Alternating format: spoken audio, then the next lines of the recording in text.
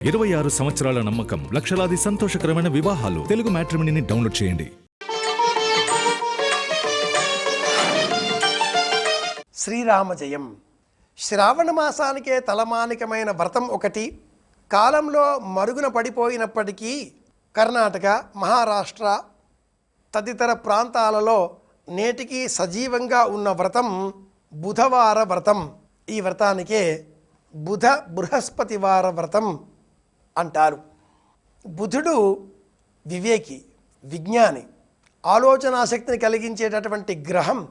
విష్ణువును, శ్రీమన్నారాయణమూర్తిని అధిప్రత్యధి దేవతలుగా తన ఇరువైపులా ఏర్పాటు చేసుకుని మనందరినీ చూస్తూ మనకు వివేకాన్ని అందించేటటువంటి గ్రహం. నవగ్రహ మంటపాన్ని మనం చూచినట్లయితే ఈశాన్య దిగ్భాగంలో బుధగ్రహం మనకు దర్శనమిస్తుంది. మధ్యలో సూర్యుడు, ఇరువైపులా కుజుడు, అలాగే బృహస్పతి గురువు ఉండగా పైన బుధుడు, శుక్రుడు, చంద్రుడు దర్శనమిస్తారు. బుధుడు ధనం, వ్యాపారం, సంపద, వివేకం, ఆలోచన, ఊహ, తెలివితేటలు, పరిశీలనాశక్తి, గ్రహణ సామర్థ్యం అంటే స్వీకరించేటటువంటి శక్తి, ఇవన్నీ మనకు అందించేటటువంటి గ్రహం. ఆ దిగువన కనిపించేటటువంటి గ్రహం బృహస్పతి గురువు. బుధవారం, గురువారం ఈ 2 రోజులలో కూడా ఆచరించేటటువంటి వ్రతం కనుక ఈ వ్రతానికి 2 పేర్లు ఉన్నాయి. బుధవారం వ్రతం అని కొందరు అనగా బృహస్పతివార వ్రతం అని మరికొందరు సంబోధిస్తూ ఉంటారు. రెండింటిలో ఉండే అంశం ఒక్కటే. 2 రోజులు మనం అర్చించే దైవం కూడా ఒక్కటే. ఒకే చిత్రపటంలో బుధుడు, బృహస్పతి ఇరువురు పక్క పక్కనే ఉండే విధంగా చిత్రపటాన్ని మనం సేకరించుకోవాలి. సింహవాహనాధిరూఢుడైన ఈ బుధుడు సింహం వలె ఒంటరితనం మనలో ఉన్నప్పటికీ రాజు వలె బతికేటటువంటి పౌరుషాన్ని, ఆత్మస్థైర్యాన్ని, మనో నిగ్రహాన్ని, పెద్దరికాన్ని మనకు అందిస్తాడు. మరొక వైపున లేత పసుపు రంగులో ఏనుగు వాహనంపై కనిపించేటటువంటి ఈ బృహస్పతి గురువు విజ్ఞానం, ఆలోచనాశక్తికి, మేధాశక్తిని జతపరచడం, విశేషంగా ఊహించే శక్తి.